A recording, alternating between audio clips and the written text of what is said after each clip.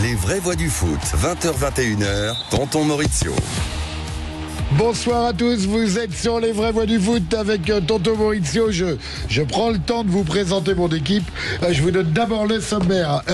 Les questions du jour. On commence exceptionnellement par les questions du jour. Est-ce que le PSG en deuxième période, la fragilité mentale face à la pression, le PSG est-il taillé pour aller jusqu'au bout en Ligue des Champions? C'est la première question. Vous pouvez voter sur l'application Sud Radio et sur YouTube, sur X. Et la deuxième question, qui va se qualifier pour affronter Paris en demi, Arsenal ou le Real de Madrid? On reviendra, on aura Bastien Aubert, notre soleil de Marseille, pour nous donner les dernières infos du côté de l'OM. On reviendra longuement sur le match du PSG d'hier soir et de la qualification de Paris. Et on essaiera, si on a le temps, de parler un petit peu des droits télé, parce que c'est compliqué ce qui se passe en ce moment et on essaiera de décortiquer. Je pressé d'avoir votre avis. Voilà, je vous présente mon équipe. Vous ne les connaissez pas encore tout à fait. Je commence par Eric Blondel. Ah, je suis en premier aujourd'hui. Eh ben, t'es en premier. Oh là là, magnifique.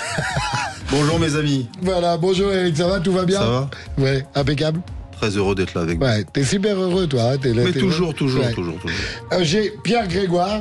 En deuxième, du coup, merci. Voilà, deuxième, tu vois. Tu n'es pas second, tu es deuxième. Deuxième, merci, très content d'être là aussi. Bonsoir les amis. Voilà, et mon troisième invité, il a un grand sourire, vous pouvez nous le suivre en direct. Monsieur Gilles Favard. T'as épuisé tes blagues ou t'en as d'autres? Ça va? Ça va? Quelle blague? Depuis tout à l'heure, tu nous fais des blagues. Il est en forme. Je savais pas que c'était une émission humoristique. Et pourquoi tu viens avec des blagues alors? Heureusement que je viens, parce que si je viens pas, c'est une émission de robinet d'eau tiède. Il est là, ça y est. Voilà. Et heureusement. On est très content que tu sois là. Ouais, mais je serais très content que tu me présentes après toi. D'accord. Et quatrième, parce que c'est quand même moi le mec le plus important ici. Voilà, Non, promis, la semaine prochaine, tu reprends ta première place, on vire Blondel. Non, on vire personne. Eux sont légitimes. Non. Eux, ils sont très légitimes. D'accord. Eric, je donnerai tous les noms en même temps. Toi, Eric, non. Toi, ton premier, toi, c'est toi, et moi en dernier. Tonton la riflette, on va l'appeler. Ça y va gaiement. Et on a Maxime Sénat, la réalisation. Voilà, qu'on salue. Et Maxime en dernier en plus? Maxime en dernier. Le Bordelais en dernier. Oui, toujours le dernier. Et si j'ai bien compris, Bordeaux a gagné, non? Bordeaux 1-0 contre Saint-Malo. Ils ont gagné 1-0 à Saint-Malo. Voilà. Et attention. À Bordeaux. Important. Et ils retournent à Saint-Brieuc et crois-moi, le filet de pêche, il va être garni quand ils vont revenir.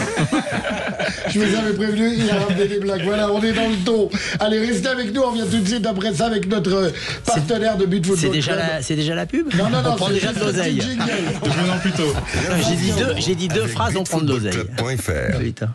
Alors, est-ce qu'on a Bastien Aubert avec nous? Il est là, allô Bastien? Je suis là les amis, bonsoir. Salut Bastien. T'as vu comment il est content de nous dire bonsoir? Comment déjà, tu vas, Bastien? Ça va très bien et vous mes amis? La forme? Très bien. Nous, ça va très bien. Bastien, on est content de t'avoir. Voilà. On veut les dernières infos, Bastien. Vas-y, dis-nous. Voilà, qu'est-ce qui se passe à l'OM? Comment il va, 3 Herbie? Je vous amène pas forcément de bonnes nouvelles d'ici de Marseille. Alors déjà, il fait pas beau ici pour être honnête avec vous, mais en plus la température ambiante a quelque peu chuté. J'imagine que vous avez vu un petit peu ce vieux match à Monaco samedi, c'était assez catastrophique. Donc, ils ont été bons, hein. Ils ont été bons de loin, mais loin d'être bons. On est très bons. Ouais, il a perdu 20 millions d'euros, Luis Enrique, sa valeur sur l'action qui. N'oublie pas, 35 millions à l'Inter de Milan. N'oublie pas. Il nous a dit il a dit bonjour, vous le ramassez. Non, on l'aime bien, on l'adore en plus, Bastien. On t'adore, Bastien, t'y es pour rien. On a quand même annoncé 35 millions Luis Enrique à l'Inter de Milan. Je savais pas qu'ils avaient des arènes et qu'ils faisaient le taureau. Laissons Bastien s'exprimer. Allez Bastien, on t'écoute. Non, c'est compliqué parce que je sais pas si vous avez vu, mais on a appris qu'il y avait une top qui sévissait un petit peu au sein du club. Alors j'ai 2-3 infos là-dessus. C'est qui la top? Tu la connais? Le retour de Patrice Evra? Je la connais. Je suis certain que tu la connais, toi, la top. Il ferait pas forcément du mal à Patrice Evra en ce moment, je pense. Non, je sais pour la petite info que c'est pas un joueur.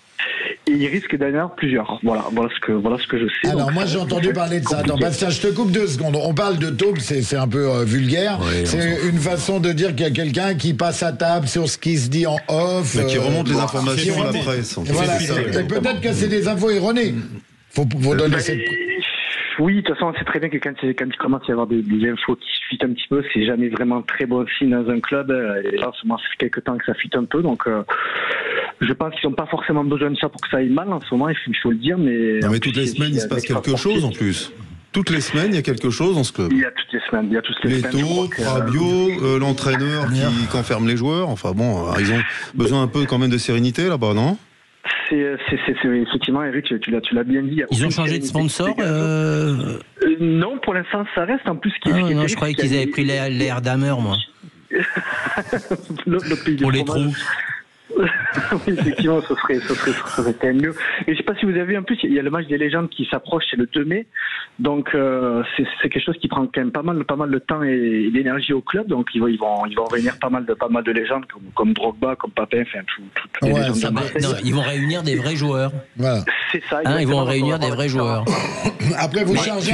Tu sais, il y a un truc, c'est que les joueurs qui jouent à l'heure actuelle, je peux t'assurer, non mais là je suis sérieux, qu'il y en a la moitié qui vont même pas venir au match des légendes, parce que ça les intéresse même pas. Tu leur parles de drogue. C'est ce qui me désole dans le football.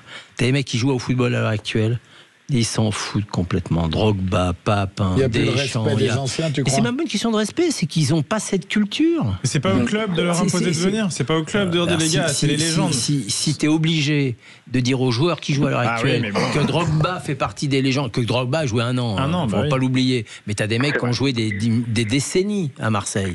T'as des mecs comme, moi je vais te dire, Dimeco fait partie des meubles à Marseille. Ouais. C'était pas un génie du football, mais il fait partie des meubles. Il incarne ce club. Il y en a plein qui incarnent ce club. Basile aussi. Basile, pareil, alors qu'il a fait sa formation à Auxerre. Des types comme Barthès, Sauzé. Il y a des vrais types. Francescoli. Ils vont tous être là, Bastien. Je sais pas, Carlos Moser, tous ces mecs qui ont passé leur temps à jouer à Marseille.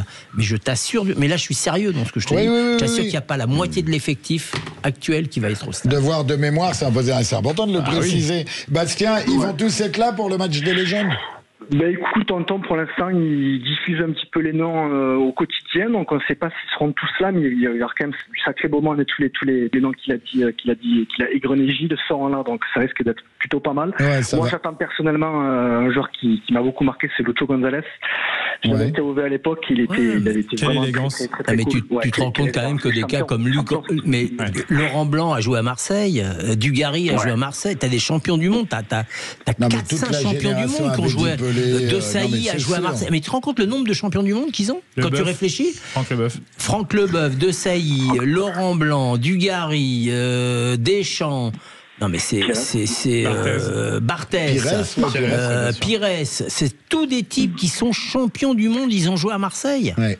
Et s'ils vont tous être là, ça va remettre du beau moteur. Et maintenant, quand ils te font un mercato, on te prend 2 pommes de terre tombées d'un arbre et on t'explique que c'est des génies. Il y a Adil Rami qui est champion du monde et qui a joué à Marseille. Adil Rami, Florian Thauvin. Alors, Bastien, je reviens aussi au championnat parce que le match à venir, là, Montpellier, ça arrive. Vous allez quand même. L'OM va, je dis vous, l'OM va quand même se redorer j'ai envie de dire la pilule, c'est peut-être un peu vulgaire, mais ça va faire normalement, ça devrait sourire si Marseille n'arrive pas à battre. On souhaite, bien sûr, c'est triste pour les Montpelliérains, mais on souhaite que Marseille sorte un peu la tête de l'eau. Montpellier peut se réveiller, Marseille, on ne sait jamais. Oui, peut les ressusciter, Marseille. Qu'est-ce que t'en penses, Bastien ? Ouais, je suis au Vélodrome pour le match, donc je vous dirai ça un petit peu mieux la semaine prochaine. Mais ce qui me fait un petit peu peur, c'est que Zoumana Camara a pris cette équipe à main de Montpellier. Alors, ce qui me fait peur, c'est qu'il y a un bien grand mot, ça reste Montpellier. Mais on sait très bien que quand un nouvel entraîneur arrive, il y a un petit élément qui peut arriver. Il a déjà, excuse-moi, il a déjà pris ses fonctions, il a perdu. Oui, il a perdu, mais bon, c'était c'est sur le premier match, bien souvent, Bastien, qu'il y a un électrochoc. Le deuxième... C'est vrai, mais bon, tu sais comment il est qu'en ce moment à Marseille, il y a quand même beaucoup de gens qui... Parce qu'inquiétant chez vous, c'est que vous avez pris 41 buts en 29 matchs. Alors ça, c'est énorme. C'est incroyable quand même. C'est la spirale. Tu sais, quand ça veut sourire, ça sourit. Non, mais j'ai regardé ça, je me dis, mais quand même, il y a des équipes en dessous qui n'ont pas pris 41 buts. Des équipes qui se battent pour pas descendre. C'est ça qui est incroyable. La loi des séries. Et on a perdu 9 fois aussi. Perdu 9 fois, j'allais dire perdu 9 fois tout à fait. C'est la deuxième meilleure attaque, 10e pire défense. Quand on vise le podium, c'est pas des bons signaux. C'est surtout 11 buts encaissés sur les 4 derniers matchs. Alors qu'il y avait Reims et Toulouse, on peut pas dire que c'est des foudres de guerre. Et surtout, faut vraiment, on l'avait déjà signalé ici, alerter même. Faut commencer à regarder dans le rétro. L'OM est passé 3e après sa défaite à Monaco. Ils ont 52 points, soit seulement 2 d'avance sur le 6e qui est Strasbourg. Et bon, qui a un léger coup d'arrêt ce week-end, mais voilà, Enfin, dans le rétro, ça vient vite. En fait, il reste que 5 matchs. Là, il faut vraiment engranger les points. J'espère que le fameux match des légendes mettra un peu de gaieté dans les têtes et peut-être dans les corps. Mais voilà, il faut que le Vélodrome, là, il n'y a pas le choix. Il faut que le Vélodrome soit derrière l'OM. Montpellier semble être le bon sparring partner, mais on ne sait jamais. Et c'est une équipe qui a pas fait de Coupe d'Europe cette année. En plus. C'est ça qui est incroyable quand même. C'est ça qui est incroyable. Mais pour être honnête avec vous, les amis, ça commence à gronder. Honnêtement, le cas de Zerbi commence à être un sujet. Ça ne me pas, mais ça commence à être un sujet, forcément. Pour moi, ça reste quand même l'un des principaux coupables, si on peut. Responsable. Oui, responsable. Il est coupable de rien, mais il a tué personne. Il a tué personne, effectivement, mais honnêtement, j'ai l'impression qu'il est perdu. Il tâtonne en permanence, et pour moi, le capitaine d'un navire, il ne doit pas tâtonner, il doit être sûr de son plan. Non, mais c'est pas une question. J'ai pas la même analyse que toi. Je pense pas qu'il tâtonne. Je pense qu'il s'est trompé. Et il s'est trompé, quand on lui a présenté un certain effectif, il s'est trompé parce qu'il fallait qu'il demande autre chose, surtout des défenseurs, on va dire.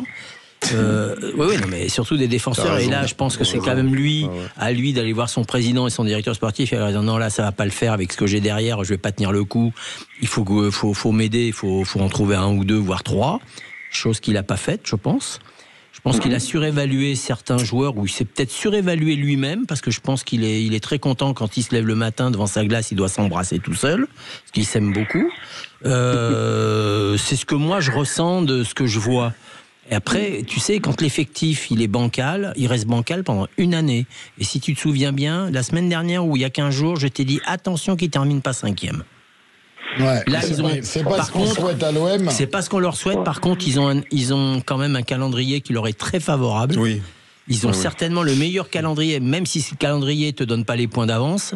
Ils ont quand même un calendrier qui est quand même très très favorable. Oui, mais peut-être que des gens disaient sûrement la même chose avant le déplacement à Reims, qui n'avait pas mis un pion depuis 3-0. C'est exactement pour ça que je dis le calendrier ne donne pas les points. Voilà. 3-0. C'est ce qu'on dit aussi en Italie. On y reviendra. Ils disent quelque chose en Italie.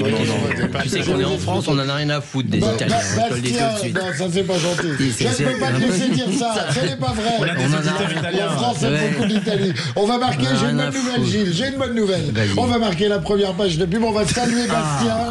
Bastien, on te remercie d'avoir été avec nous. Bon courage Bastien, salut mon ami. Salut, on te dit à la semaine prochaine. Ciao, Bastien, notre partenaire de butfootballclub.fr. Allez, reste avec nous, on revient tout de suite après ça. Allez, envoyez-le. Les vraies voix du foot, 20h-21h, Tonton Maurizio. Vous êtes de retour avec nous sur les vraies voix du foot. Je suis toujours accompagné de Pierre Grégoire, Gilles Favard, Éric Blondel, Maxime à la réalisation. Je suis passé numéro 3. Ça change. Ça a grimpé, il y a eu une côte, t'as été décroché. Voilà, on va enchaîner tout de suite avec le Paris Saint-Germain, le match d'hier. Il y a beaucoup de choses à dire. Je veux tout de suite avoir votre avis parce que j'ai loupé un peu la première mi-temps, un peu beaucoup. Il y a eu 2 mi-temps, c'est bien ça? Il y a eu si on repart au départ, il y a pour moi il y a 3 mi-temps à 1 pour le Paris Saint-Germain. Explique-nous 3 mi-temps. C'est-à-dire que sur le premier match, ils ont dominé de la tête et des épaules pour moi. Et puis sur le match d'hier, c'est un petit peu plus compliqué quand t'es à 5-1 en quelque sorte sur les 2 matchs, quand t'as 2 buts d'avance comme ça à l'extérieur, ils se sont relâchés. Il y a eu un peu de suffisance à mon avis. Faute professionnelle, on peut appeler ça faute professionnelle. Et peut-être physiquement une petite baisse. Je dis peut-être, parce qu'on n'est pas avec eux à la semaine, on ne sait pas comment ça se passe. Mais il y a quelques années, je pense que ce match, ils l'auraient perdu, ils auraient été éliminés. Enfin, ils l'ont perdu, mais ils auraient été éliminés. Mais ils ont quand même, ils se sont qualifiés. Il y a quand même un c'est sursaut. Pas négligeable. On reviendra après sur le Barça. J'ai l'impression qu'il a vécu un peu le même style. Un petit peu, et qu'on subit un peu la foudre hier, on y reviendra tout à l'heure. Alors moi, je voulais répondre à la question, mais je rebondis sur ce que dit Eric, c'est intéressant, puisque comment se fait-il que le PSG, je suis évidemment très content et soulagé qu'il soit passé, comment se fait-il qu'ils aient pioché physiquement alors qu'ils n'ont pas joué le week-end? Rappelons que la Ligue avait repoussé le match contre Nantes.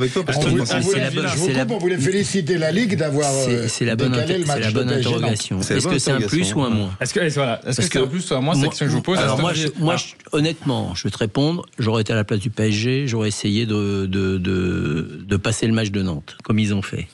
Avec le recul, tu te demandes. Alors, Eric a dit un truc très juste. Il a dit ils ont baissé de pied physiquement. Ça, c'est indéniable.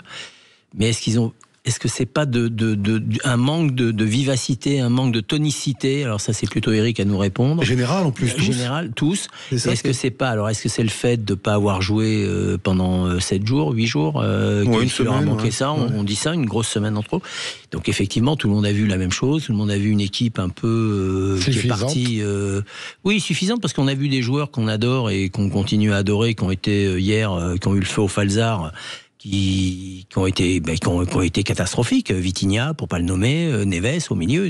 C'est pas les joueurs que l'on connaît. Donc on va pas non plus, comme a dit Eric, ça aurait été une autre époque. Ils auraient non seulement perdu, ils seraient fait éliminer. Là, ils ont perdu et ils sont restés qualifiés. Ouais, et je pense que c'est cette marche-là qui est la plus importante. Ouais. Ce qui rend le match un peu plus dramatique, on va dire. Je sais pas si c'est bon mot, mais dans le bon sens du terme. C'est vrai qu'hier, les Vilaines sont quand même poussés jusqu'au bout. Je pense à la dernière action de Madsen. Moi, j'ai pas envie de leur en vouloir au PSG malgré tout. Donc, j'ai posé la question pour le match qui a été reporté, mais j'ai vraiment pas envie de leur en vouloir. T'as aimé la prestation de Donnarumma, je présume. J'allais venir, faut connaître. Et en plus, j'avais tressé les louanges à Martinez, qui est fautif sur le premier but d'Hakimi, je trouve. Une sortie, il ne s'entend pas avec Pau Torres, mais il faut reconnaître que Donnarumma a pris une dimension un peu plus forte sur ces derniers matchs. Il faut reconnaître que ce qu'il fait à Liverpool et à Aston Villa, le PSG joue quand même à Anfield et à Villa Park. Les ambiances britanniques, on vantait les mérites il n'y a pas si longtemps, et même en off, des stades écossais. Je trouve que les stades anglais, quand ça pousse, la grosse pression sur le 3e but, je crois, de Konsa, qui est un défenseur central, qui marque du pied à ras de terre en surface. Pour moi, il n'y a rien qui va dans l'action, et rien qui va défensivement. Rashford, il dribble à peine. Fabien Ruiz se jette, Vitinha, il tourne le dos. Mais effectivement, il y a quelques années, on l'aurait pris, ce 4e but. On aurait peut-être pris un 5e en prolongation. C'est pour ça que j'ai pas envie de leur en vouloir. Ils sont pas des robots. On savait pas comment ils pouvaient réagir face à une Furia comme ça. Effectivement, tu prends le 3e but, t'as même pas l'heure de jeu. Moi, je prenais l'avion pour rentrer à Paris. J'étais à Naples ce week-end avec Maurizio, et quand j'ai allumé Internet juste avant de décoller, je vois le 3e but d'Aston Villa. Et j'ai pas arrêté de penser la demi-heure d'après, parce que je suis matrixé par les années d'avant. Et je me dis, je vais atterrir. Ils vont prendre Paris. Exactement. Et Donnarumma, pour rebondir sur ce que tu dis, sort les arrêts qu'il faut. Il y a la tête de Tielemans qui sort du bout des doigts, le 1 contre 1 face à Asensio. Là, c'est un gardien qui rapporte des points. C'est ça qu'on veut voir au PSG. C'est un gardien qui rapporte des points, qui met en confiance au moment où là, il est qualifié, parce que là, il est qualifié. Il est qualifié. Et je t'ai toujours dit que son style de gardien, ça n'a jamais été les gardiens que moi j'aime. Mais je trouve que depuis 2 mois, il a fait. Alors, depuis les bourdes qu'il avait fait avant, ou depuis les noms, parce que je lui en ai jamais voulu du premier but de Liverpool, quand on disait qu'il n'avait pas eu la main ferme. C'est pas ça que je lui reprochais. Je lui reprochais surtout un mauvais placement, où pour moi, il avait fait un pas de trop, et après, c'était compliqué de se retourner. Alors, moi, je pense une chose. Je pense qu'ils ont beaucoup. Tu sais, c'est un binôme, les gardiens de but. Avec son entraîneur des gardiens, je pense qu'ils ont énormément parlé. Énormément parlé, parce que il fait tout, comme il fait 3 mètres d'envergure, il fait tout, il fait des choses qu'il ne faisait pas avant. C'est-à-dire qu'il sort un peu de sa zone habituelle où il subissait, il va un peu au contact, il sort, même s'il sort, il y a des moments, et c'est pas académique, mais quand il sort, il fait 3 mètres, quand il te rentre dedans, tu t'en souviens, il fait du vent, le mec, il fait de la place. Et je pense qu'ils en ont beaucoup discuté, je pense que son jeu évolue petit à petit, parce que c'est un gardien jeune. Il ne faut pas oublier que c'est un gardien très jeune encore. C'est pas un type qui a 28 ans ni 29 ans. C'est pas un type qui a on oublie un truc, Gilou, qui est très important. Quand il arrivait au Paris Saint-Germain, il a été attaqué chez lui. Il a été saucissonné en juillet 2023. Et à partir de ce moment-là, alors on va me dire, oui, mais non, mais quand tu étais sportif de haut niveau et que tu subis avec ta famille ce genre de choses, que tu as 20 ans, psychologiquement, ça fait mal. Il avait 21 ans. Ça fait mal. Donc, il a effectivement montré d'énormes progrès. Moi, je te dis, parce que quand tu regardes, vous l'avez pas vu le match, mais quand tu regardes tout le match, avec Eric, on l'a vu, il mène 2-0, mais il mène pratiquement 2-0 contre le cours du jeu. Donc, il mène sur 2 buts. Effectivement, il y a une erreur d'Emilio Martinez, mais il mène un petit peu sur 2 buts des 2 latéraux, qui sont quand même dans la surface de réparation sur les 2 buts, et qui après, défensivement, j'aurais aimé les voir un peu plus. Et je les ai pas vus très à leur avantage, même si je te dis que c'est le milieu qui a pris l'eau. Ça fait beaucoup de joueurs qui ont pas eu leur niveau, et ils restent quand même à 3-2. Ouais, c'est vrai, avec même une occasion de revenir, une occasion de Dembélé, si ma mémoire est bonne, en deuxième mi-temps, qui peut égaliser, qui joue mal un coup à un moment. Le petit Doué aussi à droite. Le petit Doué, voilà, c'est le petit Doué qui la pousse un peu trop. Ouais. Doué qui a été le seul changement de... T'as le Georgien qui a été fantomatique. T'as Barcola qui montre un peu des limites dans ce genre de match, même s'il l'avait mis dans les espaces, mais il montre un peu des limites.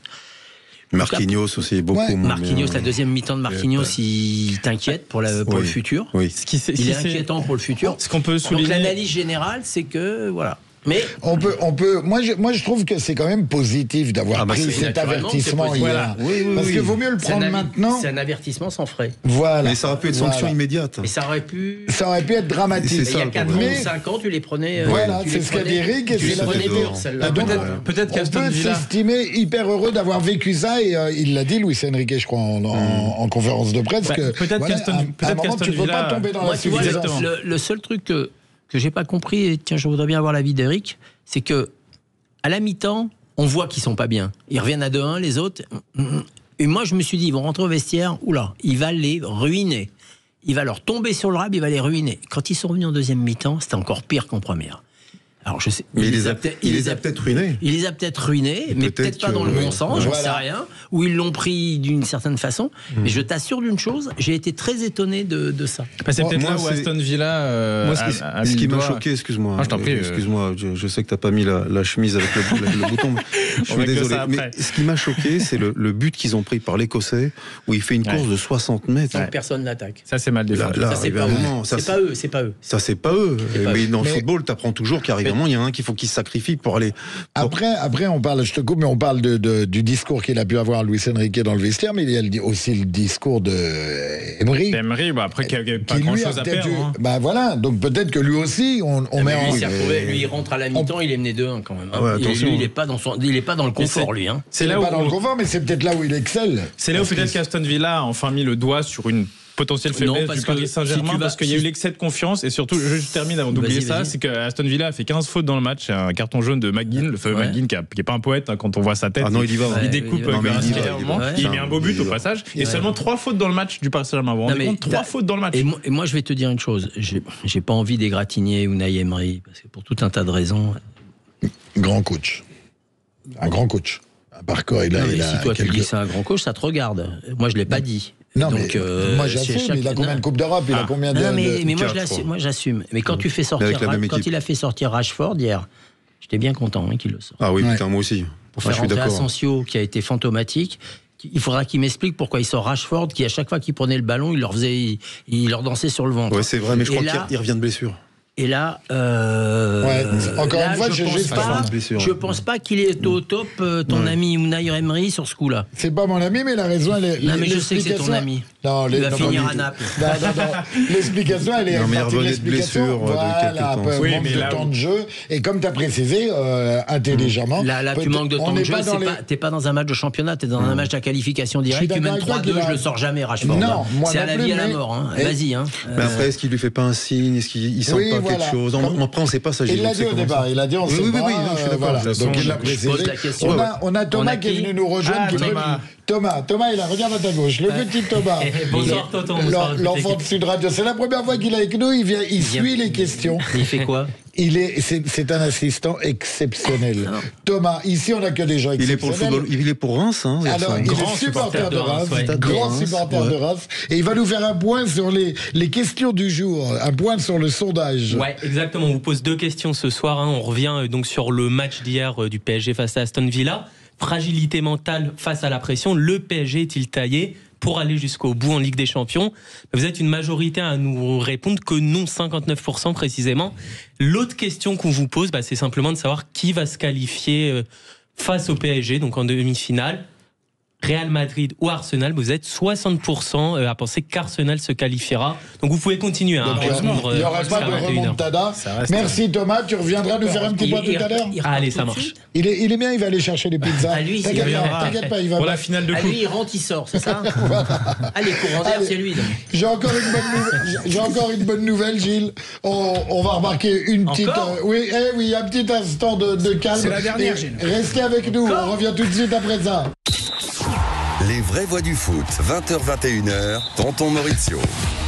J'ai une mauvaise nouvelle pour les auditeurs. On ne peut pas raconter ce qui se passe en off. Ça rigole, on continue. Là, c'était sur les vannes, c'était sur mes t-shirts de Diego Maradona. Voilà, donc je suis très fier. Et comme je change toutes les semaines, je prends des vannes. Voilà, je suis toujours accompagné. On a la chance de le voir torse nu pendant les pauses. Voilà. Je vous dis pas où il y a Maradona. Je vous laisse juste deviner où il y a Maradona. On ne peut pas vous le dire. Vous avez reconnu Gilles Favard. On ne peut pas dire ça à 1 heure de grande écoute. Voilà, Gilles Favard, Éric Blondel. Vous reviendrez à 24 heures, à minuit, avec un carré blanc, on vous dira. Oui. Regardez, j'ai changé l'ordre. Regarde, Gilles Favard, Éric Blondel, Maxime Zena et en dernier, Pierre Grégoire. Et pourquoi en dernier? Parce qu'il va nous faire la minute de Pierrot. Pas plus de 20 minutes, promis. Pas plus de 20 minutes. Encore une fois, je le dis à chaque fois. Ça fera le lien avec les matchs qui ont eu lieu hier et qui auront lieu ce soir notamment. On en a parlé brièvement tout à l'heure. Je ne sais pas si vous avez vu la rencontre, mais le Barça, c'est fait peur, pas vraiment, parce qu'en fait, il y a 2-1 dans le match. Le troisième but est un peu anecdotique puisque le Barça était fort de son avance de 4 buts à l'aller. Faut quand même souligner le triplé de Serhou Guirassy, l'ancien Rennais. Alors, il y a un penalty. Le troisième est un peu, il profite des largesses de la défense du Barça qui s'endormait un petit peu. Mais en tout cas, ça passe donc pour le Barça, qui est un concurrent sérieux. Ils ont, j'allais dire, maîtrisé. On peut pas dire ça quand on perd 3-1, mais ça passe pour eux. Dortmund, qui avait fait de gros efforts en championnat face au Bayern Munich dans le Klassiker le week-end dernier, ils ont accroché un 2 partout. Le Dortmund, qui est un peu à la traîne en championnat, qui avait accroché le Bayern. Ça fait la transition avec le match de ce soir, parce que le Bayern lui aussi joue son avenir, bien sûr, européen, sur une pelouse très difficile de l'Inter, même pelouse où les Interistes sont défaits de Cagliari ce week-end, avec encore une fois une grosse force d'effectif. J'avais déjà souligné ça. Quand c'est pas Lautaro qui joue, c'est Thuram. Quand c'est pas Thuram, c'est Arnautovic, etc. Arnautovic qui a marqué, qui a servi une passe décisive à Lautaro contre Cagliari. Donc Simone Inzaghi tient bien son groupe. C'est la force des grands coachs. On l'avait dit aussi, la poigne, la vestiaire, l'ambiance du vestiaire. On voit les joueurs vraiment concernés, toujours engagés sur tous les terrains. Et l'Inter qui ne flanche pas aux grandes dames de Naples. Maurizio, qui s'est défait d'Empoli facilement avec 2 buts de 2 anciens joueurs de Manchester United. Pas Naples, pitié. Faut bien en parler parce qu'ils existent quand même, on oublie peut-être parfois. Et puis on va être champion d'Italie. Je vous l'ai dit. J'ai dit en début de saison, Naples va être champion d'Italie et 3 points de retard, goal average inférieur. Voilà, c'est quasiment 4 points. Paris va gagner la Ligue des Champions et Naples va être champion d'Italie. Je vous le souhaite. Et c'est à ce moment-là que vous me ferez la honneur. Vas-y, continue, Pierrot. Le Naples d'Antonio Conte, donc qui s'est défait facilement d'Empoli. Donc pour l'Inter, ce soir, voilà, je pense que l'Inter serait très très déçu de ne pas passer ce soir, parce qu'on l'avait déjà dit aussi avec Gilles, c'est pas le meilleur Bayern de tous les temps, avec un but d'avance aborder ce match dans San Siro plein comme un œuf ce soir. Donc moi je vois personnellement l'Inter Milan passer, éliminer le Bayern pour ce remake de la finale de 2010, pour ceux qui s'en souviennent. Faut les jouer les matchs, attends quand même. Voilà. Non, bien sûr, mais on est là aussi pour se mouiller. On a vu hier. Moi, sincèrement, j'étais persuadé que Paris passerait, qu'il gagnerait hier. J'étais persuadé que Barcelone. Dortmund, pour moi, c'était l'équipe la plus faible. Mine de rien, ils en prennent quand même avec beaucoup de chance face à Lille. Beaucoup de chance. Ils en ont pris 3 à Dortmund. Ils se sont fait secouer. Leurs stars à eux ont été inexistantes aussi. Donc il faut faire très attention, le football reste le football. Ouais, c'est pour ça qu'on vibre. C'est pour ça qu'on vibre. Si c'était écrit à l'avance. Si c'était écrit, on ferait autre chose. Voilà. Surtout en fin de saison. Estanguet, on ferait du canoë-kayak. On gagnerait tous les Olympiades tous les 4 ans. Surtout en fin de saison comme ça, où les organismes sont quand même très très sollicités. Donc le Barça l'a emporté difficilement en championnat à Leganés, et le Real Madrid aussi difficilement, avec un carton rouge direct de Kylian Mbappé, vous l'avez sûrement vu, qui a de manière surprenante pris qu'un match de suspension. C'est quand même une semelle directe lors de la victoire à Alaves. Il peut lui casser la jambe. Peut lui casser la jambe, entre autres. Oui, et c'est vrai, il peut carrément lui casser la jambe. C'était un but de Camavinga qui a marqué pour le Real Madrid, qui ne sera pas titulaire ce soir, parce qu'ils enregistrent le retour de Chouameni pour essayer de faire un équilibre. Oui, tout à fait. Camavinga, il est suspendu. Il avait pris le. Oui, non, mais je précise que numériquement, il est remplacé. Tu précises après. Voilà. T'es pris en faute, mon petit Pierre. Non, ça m'étonnerait. On réécoutera les bandes. On regardera les vidéos sur YouTube. Non, je plaisante. Je suis encore des bandes. T'as dit, il sera pas titulaire. 92. Après, vous dites qu'il est long. Pas titulaire, remplacé numériquement par. Il est long, c'est pas ce qu'on va dire. Tu vas déteindre sur ton ton, Maurizio. Pierre, non, tout sauf ça. Tu vas déteindre sur ton ton, Maurizio. Déjà qu'il est pour le Napoli. C'est-à-dire que tu vas dire n'importe quoi. D'accord, ça fait en sorte pour les auditeurs de ne pas dire n'importe quoi. Alors, excusez-moi si ma langue a fourché. On verra ce soir évidemment le Real Madrid qui depuis une semaine promet la foudre aussi à Arsenal. Arsenal qui a, je pense, fait une croix sur le titre de champion d'Angleterre pour finir sur les championnats nationaux. Liverpool s'est imposé à West Ham pendant qu'Arsenal a concédé un nul face à Brentford avec un but de Wissa, l'ancien Lorientais pour Brentford notamment. Et Arsenal, qui se retrouve à 13 points de Liverpool à 6 journées de la fin. faites le compte, 18 points à distribuer, 13 de retard. Je pense que Liverpool va tout droit vers le titre de champion d'Angleterre pour les hommes d'Arne Slot. Il n'y a que Naples qui pourrait revenir sur des différences pareilles. Il n'y a que Naples, on leur souhaite. On sait pas. Non, mais quand il dit ça, il s'éloigne du micro, tant mieux. Et donc on verra, voilà, encore une fois pour finir, pour la confrontation de ce soir qu'on va regarder ensemble, les amis. On s'attend à un gros match quand même. Le Real Madrid, ils ont raison d'y croire en même temps. Si c'est pas maintenant, c'est jamais. Mais voilà, moi je vois Arsenal passer. Le Real Madrid avait fait un exploit, si on peut dire un exploit, c'était en 2016. Ils étaient en quart de finale, ils avaient chuté 2-0 à Wolfsburg. Pour ceux qui s'en souviennent, il y avait même Luka Modric encore à l'époque. Ils avaient remonté 3 buts au retour avec un triplé de Cristiano Ronaldo, mais les temps ont un peu changé. C'est plus dur en ce moment pour Vinicius, le premier. Il y a une ambiance un peu particulière. Parlez dans le micro, monsieur Favard, s'il vous plaît. À l'époque, tu avais une attaque où c'était Benzema, Cristiano Ronaldo et Gareth Bale. Je viens de dire que les temps ont changé. Les joueurs ont changé. Et Modric, il y a quelques années de moins quand même. Et n'oublie pas, on ne peut pas confondre Coco et Abraham. Il l'a placé. Quand il s'est rapproché du micro, j'ai dit tu vas y avoir droit. Il est là, monsieur Favard n'est jamais loin. Donc voilà, je vois Arsenal passer pour affronter le PSG, qui serait un remake des demi-finales, ceux qui s'en souviennent, de la Coupe des Coupes 94. Le PSG s'était fait éliminer en demi-finale, l'Arsenal de Ian Wright, à l'époque, la légende anglaise. Je pense que le match va être serré, mais je pense que Arsenal va se qualifier. J'allais vous demander. Je pense que le Real va gagner, mais avec Arsenal va se qualifier. Ouais, c'est ça ton prono. Real va gagner. Oui, c'est ce que je vois. Je vois le Real gagner, mais Arsenal se qualifier. Eric, 3-0, 4-1, prolongation. Ah oui, tu vois une remontada. Tu vois vraiment. Tu vois une remontada, toi. Ouais. Oui, parce que s'il marque d'entrée, je pense que là-bas, bon, avec Paris, on a connu là-bas. Bon, ça peut être quelque chose d'intéressant. Toi, Pierrot. Je vois un partout. Je vois un partout. Le Real, voilà, ça m'étonnerait vraiment qu'il fasse cette remontée-là. Il y a pas avec le VAR, il y a pas ce qu'on disait de l'arbitrage maison. Non, mais ils s'en foutent au Real, le VAR ou pas. Ouais, mais bon, là quand même. Non, je pense que les mecs du VAR, ils sont habillés en blanc. Hein, ils sont pas habillés en rouge et blanc. C'est une vanne. Ce sera le Français Cocorico d'ailleurs, le Texier qui arbitrera le match ce soir. Plus. Ça c'est passé. Le message est passé. Il y a Saliba d'un côté, il y a Mbappé de l'autre. Donc s'il veut faire du pro français. Ouais, déjà ça. Non, collectivement, Arsenal est au-dessus. Pour moi, collectivement, Arsenal est au-dessus. Ça m'étonnerait qu'il tremble au point de s'en prendre 3 comme ça, même 4 pour, au-delà de la prolongation. Tu crois qu'il va nous remettre 2 coups francs comme il nous a mis à l'aller ? Non, pas 2 coups francs, mais il ne faut pas oublier que cette année, c'est le meilleur Arsenal selon moi d'après Wenger. C'est comment votre nom, monsieur, s'il vous plaît ? Je ne connais pas, moi. Pierre Grégoire et Eric Blondel. Non, moi je crois comme Eric. Moi j'ai l'impression qu'il va. Je suis pas du tout d'accord. Je pense qu'il va y avoir des buts. Oui. Et je suis un peu comme toi. J'ai été intoxiqué parce que toute la journée j'ai suivi les infos. On est toujours intoxiqué par le Real. Même inconsciemment, on est intoxiqué. Voilà. Mais c'est pour ça que je t'ai dit, je pense que le Real va gagner. Moi, je pense qu'on peut avoir un score de 4-2, par exemple. Tu vois, un truc de 3-2, mais 4-2. Mais je les vois passer. Je les vois pas passer facilement, Arsenal, mais je les vois passer maintenant. Réponse dans 2 heures. Je suis d'accord avec vous. On fait un petit tour de table rapide sur Bayern-Inter. Pas de match. L'Inter va gagner. L'Inter va gagner. Pour ce que j'ai vu du Bayern de l'année, je pense que c'est un des Bayern les plus faibles que j'ai vu des 50 dernières années. Pas faux. Non, mais je suis sérieux. Hein. Et l'Inter est une équipe que je connais mal, mais le peu que je la regarde, à chaque fois, je trouve qu'elle est de mieux en mieux et qu'elle m'étonne de plus en plus. Très je me solide. dis que c'est une équipe qui est très compliquée à jouer. Ouais. Donc, je vois l'Inter. Eric, Bayern-Inter. Je suis un peu d'accord quand même avec Gilles. Je crois que l'Inter, c'est une taille au-dessus, d'ailleurs, en championnat. Vous en savez quelque chose, les Napolitains, vous souffrez. Non, franchement, c'est costaud. C'est des matchs de Coupe d'Europe, c'est difficile. L'Inter, allez, l'Inter. Je pense que c'est quand même plus fort, il a raison, Gilou, l'Inter. Donc tu es d'accord aussi avec moi, hein, tu peux le dire. Non, pas avec toi, pas du tout. Non, mais il a compris que tu lui mettais un coup de pied sur ta tête. Je vois aussi Inter parce que j'aime beaucoup le style de Simone Inzaghi et ils sont finalistes il y a 2 ans quand même. Il a des joueurs attractifs. Oui, mais il a des joueurs attractifs. Mais sans star. Je suis désolé, c'est sans. Il sait les utiliser. Si tu penses que Lautaro Martinez devant, c'est pas une star. Non, mais sans star, il n'y a pas une tête qui dépasse du collectif. Non, mais il y a un gros effectif. À l'Inter, il y a un gros effectif et il sait les utiliser. Très homogène, son équipe. Voilà. Très homogène. Voilà, c'est ça, tu comprends. Mec, moi, je t'aurais pas dit ça au mois d'octobre, hein, je te dis franchement. Hein. Je t'aurais pas dit ça, mais là, depuis 3 mois, ils m'étonnent. Hein. Et pour revenir sur la question du jour, vous diriez, vous préféreriez, si vous aviez le choix, Arsenal ou le Real à jouer Paris. Non, mais je pense que Paris peut tordre les deux.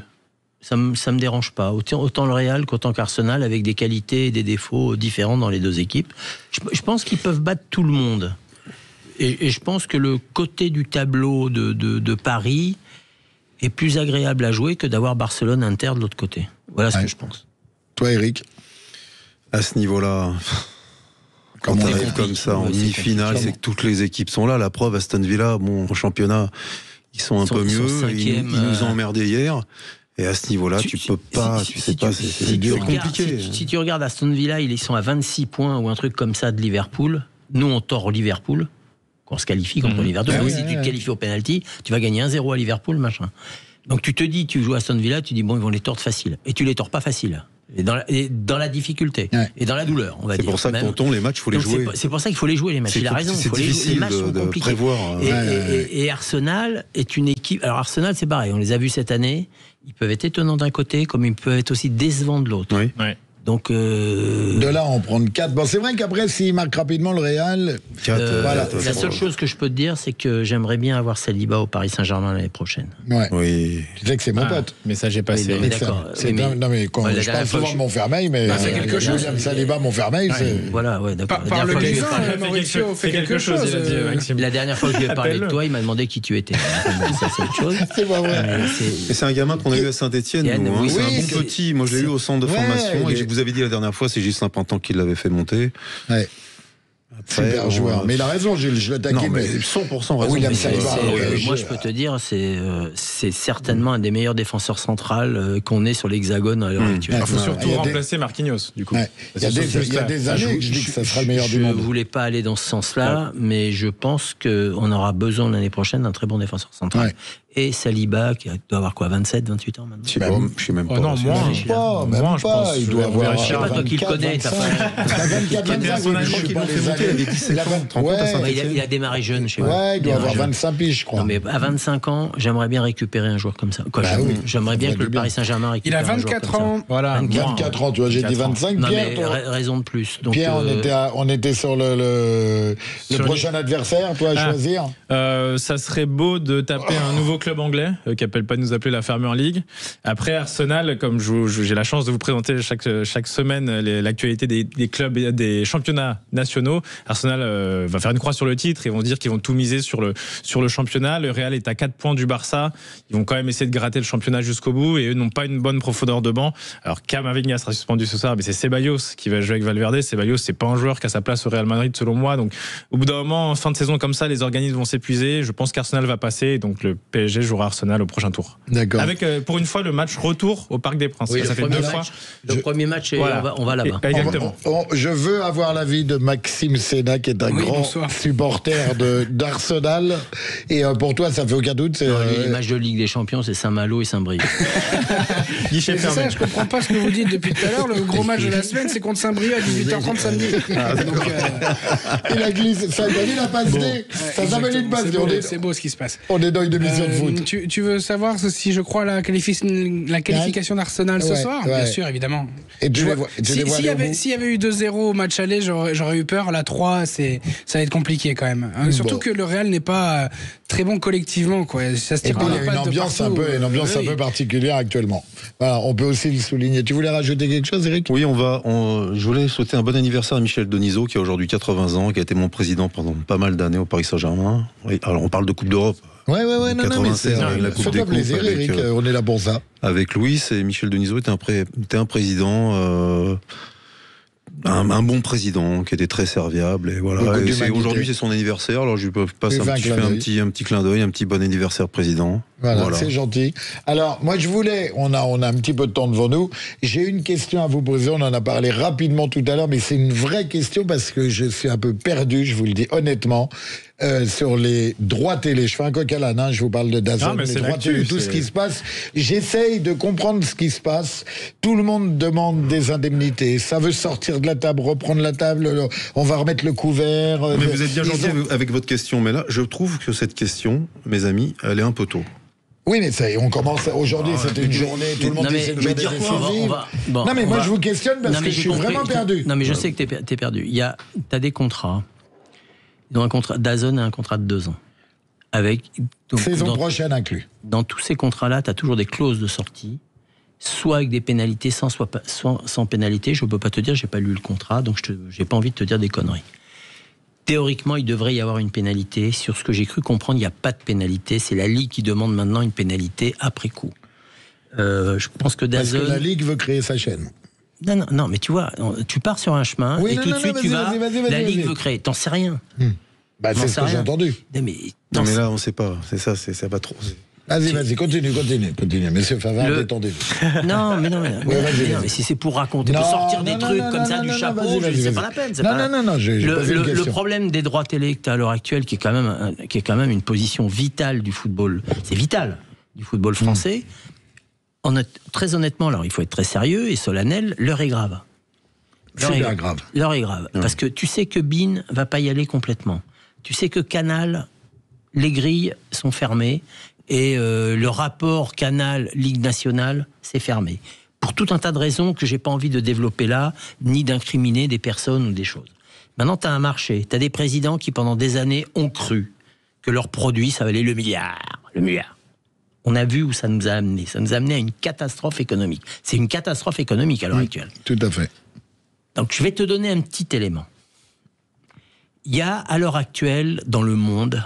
une société qui appartient à l'Arabie Saoudite, avec des gens qui s'occupent un peu de tout ça, qui pourrait, j'ai bien dit, qui pourrait mettre le doigt et essayer de venir récupérer ses droits, avec une position dominante et avec des associés. Quels seront ces associés? Je ne peux pas te dire, j'en sais rien. Tu as ce truc-là, et après, tu as... ce fameux serpent de mer, c'est on va créer notre propre chaîne de télé. Mais c'est un métier, les chaînes de télé. C'est un métier. C'est pas la brune qui sort le matin et qui prend son café et qui dit je vais créer une chaîne de télé, je sais faire une chaîne de télé. C'est des gros moyens. C'est des moyens financiers, c'est des moyens humains, c'est des moyens techniques. Mais pour dire ça, je t'ai fait une question. Voilà. Pour dire ça, pour qu'ils sortent ces propos, tu sais très bien, qu'ils avancent ces propos, c'est qu'ils ont convergé quand même un peu. C'est là où moi non, mais c'est toi tu crois. Toi, t'es un croyant. Ouais. On croit le dimanche matin à l'église. Là, on est dans le business. DAZN s'arrête, pourquoi? Ils ont 500 000 abonnés. 500 000 abonnés ne peuvent pas tenir. Non, ils voulaient 1,5 million. Pourquoi Canal n'y va pas? Canal, ils ont fait des comptes, ils ont à peu près 7 millions à 7 millions et demi d'abonnés. Il y a 2,5 millions de mecs qui regardent le foot à peu près. Est-ce que s'ils prennent les droits télé de la Ligue 1, ça va leur faire quoi en plus, à Canal? 0. Ils vont avoir 300 000 mecs en plus. Ouais, pas grand-chose. Pas grand-chose. Il va falloir qu'ils mettent 500 ou 600 patates. Donc tu as un problème, c'est qu'à moins d'1,5 million, minimum... T'es en dessous de la... Ouais, c'est ce qu'on avait déjà dit ici. C'est ce qu'on avait dit ici aussi, les autres minimum, produits. Je dis bien minimum. Les Donc, autres. Ta chaîne de télé, tu veux la faire avec le IPVT là qu'il y a, où on est incapable, parce que nous on est très fort en France, on est le seul pays européen où l'IPTV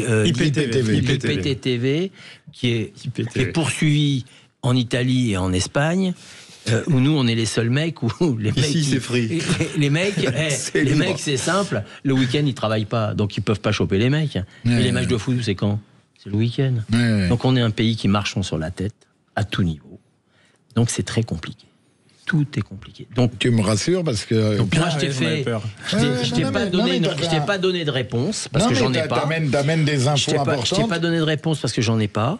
Et je te dis, ça va être très compliqué. Et on risque de vivre des heures très, très, très dures. Ouais. Oui, puis Canal+, aussi, pour rebondir sur ce que Gilles, on l'avait déjà abordé dans cette émission aussi, Canal+, ils ont des raisons de vouloir un peu se venger. On leur a quand même tourné le dos d'une sale manière. En plus d'être passé pour des clowns, il y a eu Mediapro, on s'en souvient évidemment, il y a eu DAZN maintenant. Et je pense qu'en parallèle, les autres produits que propose Canal+, la Formule 1, etc., ça cartonne. La Ligue des Champions, ça cartonne. Tu sais moi, j'ai regardé dimanche, j'ai passé ma journée à regarder la télé entre Paris-Roubaix, le Grand Prix de F1, la moto, les matchs de foot, j'ai regardé. Le produit de Canal et le rugby.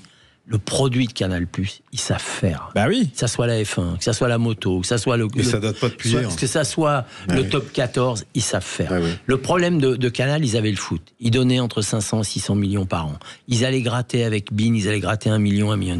On les a pris pour des imbéciles, on leur a dit non, il faut donner 1 milliard. Ils ont dit 1 milliard, on passe pas, parce que voilà, ils ont fait des comptes, ils leur ont expliqué, gentiment. en gens bien élevés. On dit voilà, on est là, on peut pas faire plus. Non, bien sûr. Donc, bien sûr on leur a dit mais nous il y a des mecs plus forts que vous, ils vont mettre 1 milliard. On les a vus les mecs plus forts que vous, ils ont payé 2 mois et demi et ils sont partis et ils courent encore. Donc et maintenant on est dans la mouise. Est-ce qu'il valait pas mieux rester à 600-700 millions comme on avait que de crier tous les jours le milliard. Non mais ça c'est le milliard. Quelle sortie c'est-à-dire qu'à l'heure actuelle, ton football, il vaut peut-être 150 ou 200 millions d'euros. Ouais, donc t'es loin du compte. Oui, c'est ça. T'es loin du compte. Pour que les gens, comme Maurizio qui a posé la question, s'y retrouvent, il faut juste rappeler que la LFP veut casser le contrat dès la fin de saison et que DAZN a refusé pour l'instant. Alors je pense que c'est une technique, histoire de dire que DAZN dirait nous on voulait rester, vous voulez nous faire sortir pour grimper un peu l'indemnité de sortie. DAZN, ils veulent plus être là l'année prochaine. Non, voilà, mais non, c'est ce que je suis en train de dire. C'est évidemment une stratégie. Eux, ils vont jouer la carte. Nous, on voulait rester, on nous met dehors. Ils vont essayer de gratter une sorte d'indemnité de sortie. Concrètement, ils ont refusé la médiation pour l'instant. Voilà, refusé la médiation, c'est ça. Mais pourquoi ? Parce qu'ils veulent sortir. Ouais, mais là où on va, pour rebondir sur ta question qui est bonne, où on va, c'est qu'il faut que les gens se souviennent, et j'en fais partie, que le remettre au centre de l'équation le spectateur, les gens comme moi, les gens qui veulent voir du foot et qui savent pour ce pourquoi ils payent, qu'on a pour leur argent. Et moi, c'est ce qui m'écoeure dans ce dossier-là, même si Gilles l'a très bien rappelé, c'est pas un dossier qu'on prend à la légère. Je vais pas dire que je m'y connais beaucoup en droit de télé. Je m'informe comme beaucoup de gens. Mais là, ce qui m'écoeure, c'est que maintenant, le spectateur passe vraiment en dernier plan. On est dans un microcosme opaque de dirigeants. On a parlé en off, en plus, des présidents de clubs qui n'y connaissent rien et qui parlent que gros sous, qui sont que obsédés par des revenus, qui sont déconnectés, en fait, de la réalité. Et c'est le spectateur et le téléspectateur plutôt qui en pâtit. Quelque part, c'est la réalité qui rattrape la fiction, quoi. Il y a un moment, on a, voilà, à force de faire n'importe quoi. Ils ont fait ce fameux contrat là où il y a de l'argent qui est rentré, et on leur a avancé de l'argent, on leur a dit vous allez le rendre, ou là il va falloir qu'ils le rendent sans rentrer d'argent. Ça va être compliqué. Tu vas m'expliquer comment ça va se faire, la fameuse société commerciale là qui a avancé CVC. Ouais, CVC. Donc ils ont fait tu sais, il y a qu'un truc qui les intéresse, c'est rentrer de l'argent parce qu'ils pensent qu'ils vont acheter des joueurs, qui vont faire des trucs et qu'eux ils sont meilleurs que les autres et qu'on va voir ce qu'on va voir. On voit rien du tout, et je pense sincèrement que le football français marche sur la tête et qu'on est très mal parti. Voilà. Eh ben, super. Eric? Non, je rentre pas là-dedans pour l'instant parce que il faut attendre un peu. Gilles il a résumé totalement la situation. C'est le gros bordel. Ouais. Voilà, donc il faut attendre. Mais si on essaye d'y réfléchir un peu pour trouver... t'en écoutes un, t'écoutes l'autre, tu vois un truc, les indemnités, j'ai écouté aujourd'hui, j'ai dit on va en parler, il faut que je comprends. Non mais je comprends que tu veux rentrer sur le sujet, mais... Oui, non, c'est pas que je veux rentrer, je veux informer les auditeurs. T'as une réunion qui a eu lieu donc hier soir, qui a eu lieu hier après-midi. T'as une réunion avec DAZN, avec tous les gens, les gens du football. Et la Brune, il est où ? Il est au match à Aston Villa, il est à Birmingham à Aston Villa. Et lui fait la réunion en visio. Mais non, où ça existe ? Ouais, il y a un dysfonctionnement. Non, mais où ça existe ? Les présidents, là, moi je suis président d'un club. Je lui dis de dégager tout de suite. Hein. Ah non, mais je fous le bordel. Hein. Ouais. Non, mais là je rentre à la Ligue nationale et je leur dis, moi, vous êtes bien gentils maintenant, je vote plus rien de votre truc, voilà, c'est ça. Ouais, mais il s'en fiche, je suis d'accord. Soit il dégage, il s'en fiche de tout ça. Soit il dégage, soit il se passe quelque chose. Mais il reste pas là. Mais ce qu'il veut, c'est dîner avec la Nasser Al-Khelaifi, c'est tout. Et même voyager avec eux, peut-être. Ouais. Mais tu penses bien qu'il a été dans l'avion de Nasser. Tu crois qu'on ne sait pas ? C'est ce que je dis. Tu crois qu'on ne sait pas ? La situation de Montpellier, qu'est-ce qu'il s'en fout ? Un des responsables, c'est une des grosses responsabilités, c'est le président de la Ligue qui assume pas. C'est le président de la Ligue, c'est les gens qui ont mis ce président de la Ligue là, parce que beaucoup de gens, dont moi, connaissions le résultat avant le coup. Voilà, tu mets un ventilateur quelque part, et ben ça fait du vent, hein, c'est tout. Hein. Voilà, tu peux pas faire autre chose. Hein. Et c'est un semblant de vanne, mais c'est pas vraiment une vanne. Pierre, tu voulais rajouter un peu. Oui, parce qu'en plus Eric a parlé de Michel Denisot, qui est une période. Moi, j'ai grandi avec cette période-là, et c'était quand même, faut connaître que c'était plus simple avant, si je puis dire. Voilà, il y avait la Ligue 1 sur Canal+, le match de Ligue des Champions sur TF1 le mercredi soir, et puis on était très contents de débriefer ça. Ils sont à l'origine de tout, Canal. De toute façon, ils ont fait un boulot énorme. Puis comme il disait tout à l'heure, Pierre, c'est vrai qu'il a raison de repréciser, c'est malheureux, mais qu'à un moment, nous, les consommateurs, finalement, on est perdus, c'est nous qui payons. Ah oui, non, mais moi j'ai Canal+, et j'ai DAZN. Je fais partie des rares abonnés à DAZN, je le reconnais, j'ai pas honte. Et 500 000. Et de temps en temps, le week-end, quand j'ai envie de voir un match, on me dit qu'il est sur beIN. Donc que je n'ai pas. Voilà. Oui, mes amis se moquent de moi, mais je les comprends. Mais en même temps, je vais pas repayer. C'était le Marseille-Monaco, je crois. Je crois que c'était Marseille-Monaco de ce week-end. T'es sur BeIN. T'es sur BeIN. D'où la polémique de début de saison de Nicolas qui disait voilà, vous allez pas manger au restaurant. Oui, au restaurant. J'ai faim. J'aime bien les restaurants aussi. Non, mais je suis peut-être débile, mais pas au point de payer une 40e chaîne de foot. C'est là où tu vois que les gens de DAZN connaissaient pas trop ce monde du foot en France. Parce que si je suis directeur général de DAZN, le Monaco-Marseille du début de saison, il n'est pas sur BeIN. Quand je fais la grille. Ouais. Et c'est un match, c'est match du dimanche soir. C'est par bouquet, ça t'achète des bouquets. J'avais des bouquets. Je préfère. Est-ce qu'il vaut pas mieux rallonger un peu d'argent et avoir ces affiches-là que BeIN donne des mégots, parce que BeIN a donné des mégots, pour avoir quelques matchs et où tout compte fait, ils ont la crème des matchs. Or, Paris Saint-Germain. Ouais, il y a des. On a compris le message, Gilles. Il nous reste 2 minutes aujourd'hui. On va faire je crois que tu as un petit hommage à faire. Ça n'a rien à voir avec le foot. Il y a 2 ans, j'ai eu un problème de santé grave. Gilles est au courant. Et puis, Kenza, qui est ma femme, m'a ramassé par terre. Donc, j'ai fait un petit coucou. Problème. Voilà, c'est quelqu'un qui m'a sauvé la vie parce que je serais pas avec vous ce soir. Et donc, lui faire un petit clin d'œil parce que ça fait juste 2 ans. Oui, parce qu'il y a que nous qui pouvons l'embrasser, il l'embrasse jamais lui. Oui, c'est ça. En fait, tu es en train de me demander de venir faire un bisou à Kenza. Et c'est vrai que ma femme, si elle est pas là, c'est différent pour moi. Et puis voilà. Et je sais qu'on a perdu un ami aussi, Gilou. Je voulais que tu voulais dire quelque chose. Non, vas-y. Je voulais juste. Gilou était venu nous donner de la force dans le studio. On aime bien dire merci parce qu'on dit jamais aux gens qu'on les aime et on aime bien ça, c'est vrai. De temps en temps les remercier. On a la chance de pouvoir le faire dans un micro. Et donc voilà, mon pote Gilou, il est parti lundi matin. Et voilà, je suis sûr qu'il est avec nous, qu'il nous regarde de là-haut. Je vais pas m'éterniser. Gilles, tu voulais faire un petit coucou? Oui, je vais dire un mot un peu plus. C'est ce que tu viens de dire, c'est important parce que je sais à quel point cette personne te tenait à cœur et ça t'honore de lui rendre cet hommage ce soir. Moi, je voulais juste te dire que là, à partir, on va partir sur une autre voie. Boulevard Murat à Boulogne-Billancourt, vous avez tous les jours un film qui est le Regriffeur est de service. Allez le voir, parce que je peux vous dire, il y a une personne qui s'appelle Thierry Bolloré, qui est vraiment remarquable dans ce film, Jean Gabin, Lino Ventura, etc., donc à bien se tenir. Voilà. Le message est passé. Merci. Merci à ma petite femme aussi. Merci à Kenza pour ce qu'elle m'a fait. Voilà. Merci à vous, merci à Maxime à la réalisation. On aime bien finir l'émission en lançant des merci et c'est pas du cirage de pompe, on le pense du fond du cœur. On est content d'être sur Sud Radio, on est content d'être épaulé. Je suis content d'être avec vous, les potos, et j'espère qu'on ira loin ensemble. Gilles Favard, exceptionnel, Pierre Grégoire, Éric Blondel. En dernier encore. Vas-y, t'as pas recommencé. Retenez ces noms. Ce sont des grands hommes. On vous donne rendez-vous mercredi prochain pour les vraies voix du foot. Merci, tonton. Et mardi avec Philippe David et jeudi avec Lionel Rousseau. À bientôt. Merci à tous. À bientôt.